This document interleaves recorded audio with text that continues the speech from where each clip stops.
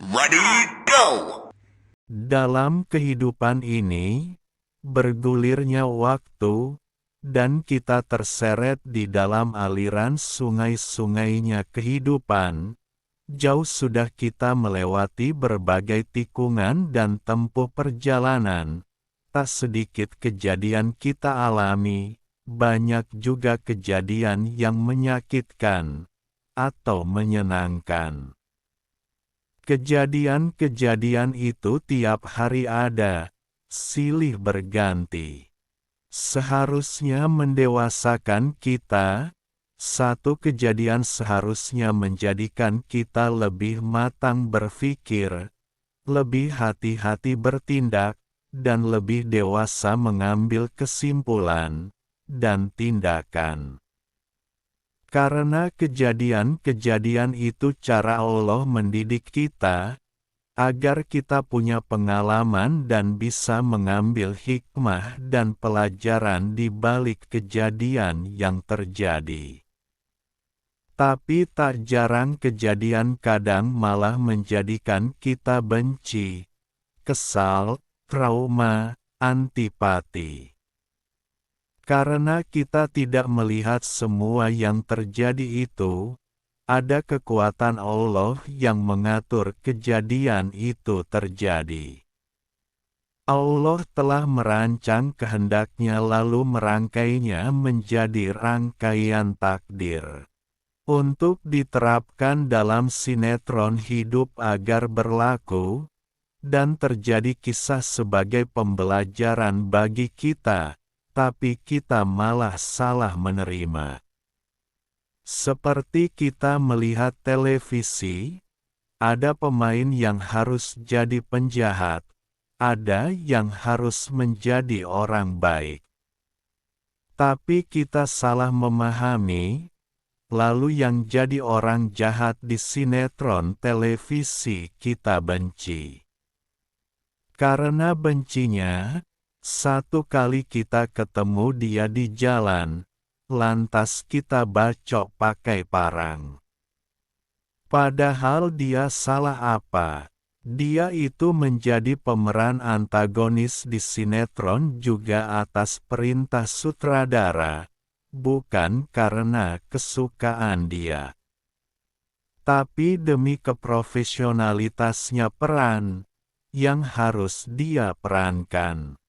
Lantas menjadikan kamu marah dan benci dia.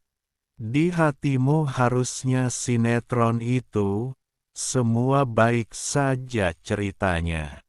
Bagaimana kisah sinetron akan berlaku kalau cuma duduk-duduk makan enak, gak ada cerita sama sekali. Cerita itu akan berjalan kisahnya kalau ada baik, ada buruk saling melengkapi.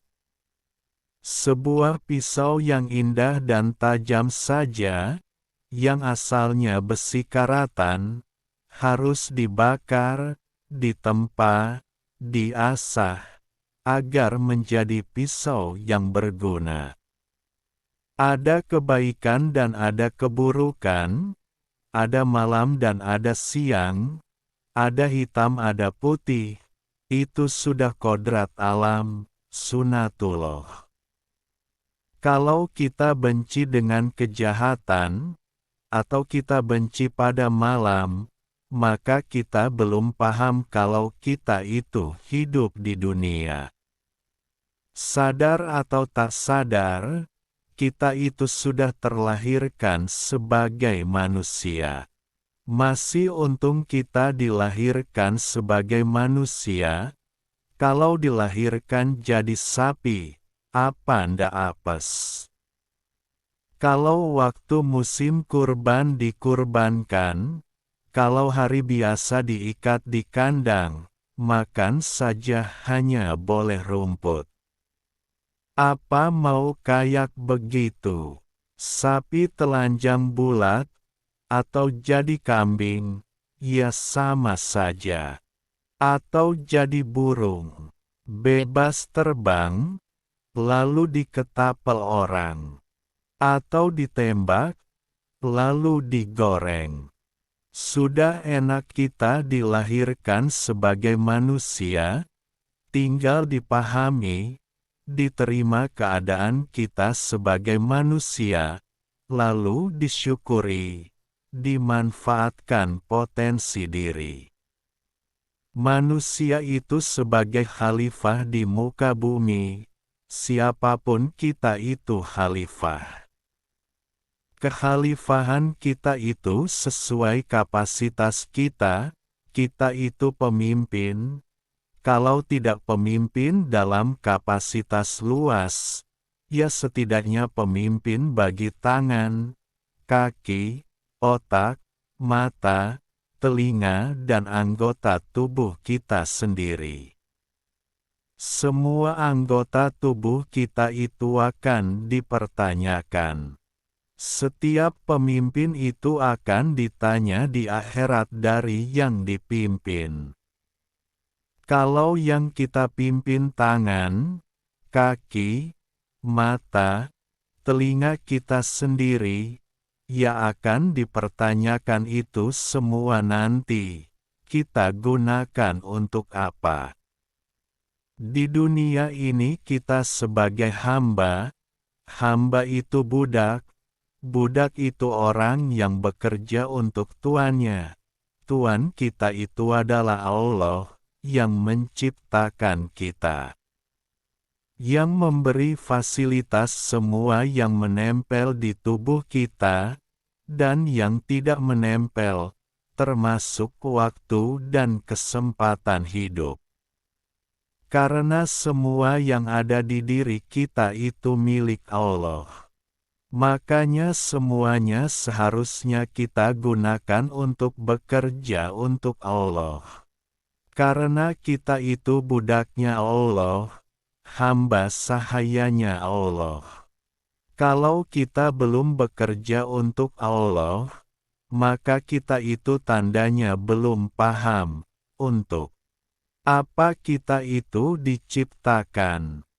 Kalau kita belum bekerja untuk Allah, maka tandanya kita belum paham dengan onderdil di tubuh kita. Itu semua milik siapa? Pemberian siapa? Itu kita belum paham. Berarti nyatanya selama ini kita itu hidup belum paham kita itu siapa. Belum paham kalau kita itu tujuannya apa diciptakan. Kadang saya sendiri, ketika mendapati saya dalam posisi yang sedemikian lemahnya, lantas Allah meletakkan di pundak saya suatu tugas yang akal saya saja tak mampu mencerna, karena teramat beratnya tugas. Tapi ketika saya sadar, siapa yang bersandar pada Allah, maka Allah yang akan menanggung semua beban hidupnya. Lantas saya lega hati, lantas apa yang teramat berat itu serasa ringan, dan tak mau saya masukkan ke dalam kapasitas akal saya yang terbatas. Saya lebih memilih berserah diri pada Allah. Karena kalau tidak begitu, saya tak akan berdaya menyelesaikan tugas yang dibebankan di pundak saya. Sebagai orang yang berjuang atau bekerja di jalan Allah, sebenarnya tugasnya hanya simpel, mengajak kepada kebaikan, dan mencegah pada kemungkaran. Sederhana ketika ditulis, tapi berat ketika dijalankan. Bukan berat dalam menjalankannya. Berat karena yang kita ajak, ternyata setiap orang punya background berbeda-beda, sehingga kita harus punya multitalenta untuk sekedar mengajak kepada kebaikan kepada orang lain. Itu juga harus menghadapi berbagai tanggapan yang beragam, di mana setiap orang menanggapi dengan kepahaman dan kapasitas dia bisa menerima. Tak semua background orang itu baik, kadang backgroundnya juga orang buruk. Diajak kepada kebaikan bukannya ditanggapi dengan baik, tapi tanggapannya malah buruk. Bahkan banyak juga yang kemudian mengkhianati, walau kita sudah melakukan kebaikan kepadanya. Ingat, hidayah itu hak mutlak Allah, kita itu hamba, Allah lah Tuhannya. Jadi kita bukan Allah, yang bisa memasukkan hidayah ke dalam hati dan pikiran manusia. Kita itu sebagai hamba hanya diperintah, mengajak kepada kebaikan, dan mencegah dari kemungkaran, hanya itu. Bukan meletakkan hidayah ke dalam hati dan pikiran manusia. Kita sudah mengajak kepada kebaikan, akan dicatat oleh malaikat, tugas kita selesai. Soal orang mau ikut atau tidak, kita sudah mendapatkan pahalanya mengajak kepada kebaikan. Yang salah malah kita kadang lupa bahwa kita itu hamba. Yang dibebankan tugas oleh Allah itu hanya mengajak kepada kebaikan. Bukan menjadikan manusia menjadi baik, atau memberi kehidupan, dan kematian, itu kapasitas Allah, bukan tugas kita. Memberi hidayah itu juga kapasitas Allah, bukan kapasitas kita. Kalau kita marah ketika orang yang kita ajak kepada kebaikan tidak mau, tandanya kita sudah mulai bergeser kedudukan kita dari manusia seorang hamba, menjadi manusia sebagai Tuhan. Yang pantas marah itu Allah. Misal orang yang diajak kepada kebaikan kok tidak mau. Karena Allah yang menciptakan manusia, misal Allah marah, lalu ciptaannya diujat-ujat, dipreteli, diremet-remet, itu hak Allah, lah Dia yang membuat. Kalau kita kan gak ikut membuat, ya gak kapasitas kita untuk marah. Kalau yang bukan ciptaan kita, lantas kita ajak kepada arahan kita gak mau. Ya wajar. Sebab kita gak yang membuat, malah yang gak wajar itu kita jadi marah. Itu tandanya kita sudah merasa sebagaimana Tuhan, yang marah karena ciptaannya tidak mau diajak kepada jalannya.